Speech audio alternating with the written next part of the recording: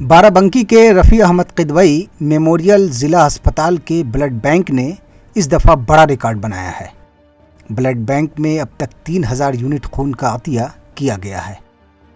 इससे पहले blood bank में इतनी ज़्यादा मिक़दार में कभी भी खून का अतिया नहीं हुआ था।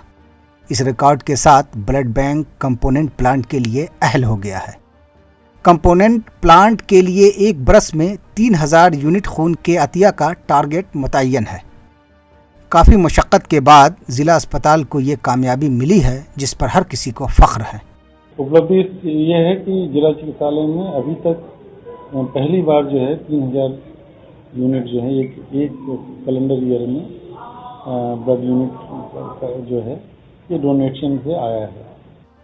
कंपोनेंट यूनिट लगने से खून में शामिल तमाम 4 अनासिर को अलग किया जा सकेगा। इसका फ़ायदा ये है कि मरीज़ को वही अनासिर चढ़ाए जाएंगे जिसकी उसे ज़रूरत होगी।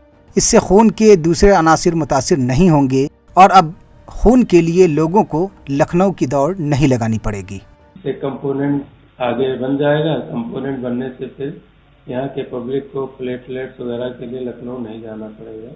और जैसे एनीमिक के पेशेंट हैं तो उन्हें PRBC मिल जाएगा, ना कि होल ब्लड चढ़ाना पड़े। बाराबंकी के ब्लड बैंक की इस कामयाबी में सबसे बड़ा हाथ भारतीय किसान यूनियन का है।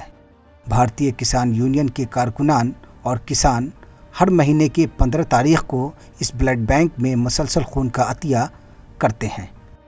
लोगों को खून का अतिया करने के तय बेदार करने में भी किसान यूनियन ने काफ़ी जद्दोजहद की है, जिसका नतीजा ये तारीखी रिकॉर्ड है।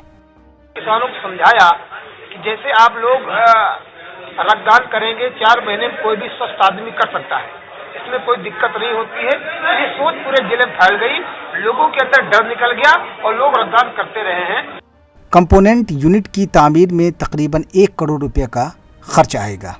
बाराबंकी ने रिकॉर्ड बनाकर दावेदारी तो कर दी है, अब इंतज़ार बस कंपोनेंट यूनिट के क़याम का है।